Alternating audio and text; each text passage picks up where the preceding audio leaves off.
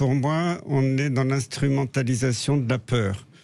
Parce que sur les chiffres globaux, on va revenir après sur les hospitalisations, les décès, mais sur les chiffres globaux, on nous dit, là, ça y est, c'est la deuxième vague partout, ça flambe.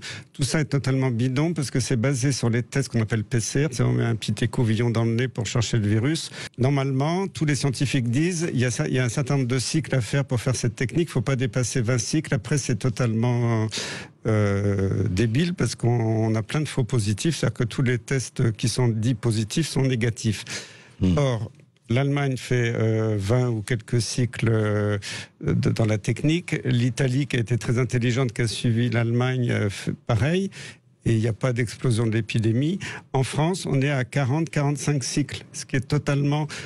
débile sur le plan scientifique et inutile, vous voulez dire inutile. Enfin, c'est pas inutile, c'est vraiment c'est franchement débile parce que ça crée des milliers, des dizaines de milliers, des centaines de milliers, des millions de faux positifs. Le gouvernement, comme ça, d'un claquement de doigts, peut vous créer une épidémie, une deuxième vague de gens qui sont en parfaite santé. Là, dire à tous les Français faites la queue, parce que moi j'ai vu des queues dans Paris de centaines de mètres devant des labos pour faire des tests qui sont en parfaite santé. Alors maintenant c'est gratuit. C'est en train de ruiner la sécurité sociale. J'ai vu que c'était des milliards d'euros pour faire ces tests. Parce que ça coûte 75 € à l'État, le test. C'est un scandale total. Et après, forcément, on va trouver plein de gens qui sont pas du tout malades, mais ils ont un test positif alors qu'ils n'ont pas du tout le coronavirus.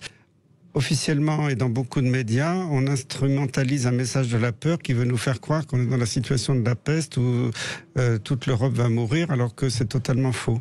Le Parlement européen a dit Strasbourg et le Bas-Rhin est en zone rouge alors qu'il n'y a presque plus de cas dans les hôpitaux. Si vous regardez même les statistiques de Santé publique France, il ne se passe rien en Alsace. L'Alsace a été stigmatisée, on a fermé le Parlement de Strasbourg. C'est-à-dire qu'on est en train de verrouiller la démocratie. Strasbourg, fini. Le Parlement français, regardez ce qui se passe. Depuis qu'ils ont annulé l'état d'urgence sanitaire, ils ont passé une nouvelle loi de l'état d'urgence permanent, je dirais. C'est-à-dire que maintenant, le gouvernement peut prendre toute décision sans demander l'avis des députés, prendre des décisions liberticides. Et moi, je suis paniqué pour la démocratie. Moi, je suis un amoureux de la France et de la démocratie. Et là, je me dis, c'est très grave ce qui se passe. Et je pense que les Français ne le voient pas. Et maintenant, on est bâillonné avec cette soi-disant épidémie qui existe, certes. Il continue d'y avoir quelques morts, quelques dizaines de morts. On convient, mais on a vu pire dans le passé. Mais là, on prend le prétexte de ça pour totalement noyauter nos institutions. Donc vous dites que c'est politique pour vous? Évidemment, parce que c'est plus de la médecine, là franchement. Je sais pas, je comprends pas de M. Conseil scientifique, il est complètement bâillonné. D'ailleurs, le masque, pour moi, c'est un bâillon, voire une muselière. On n'a plus le droit de parler aujourd'hui.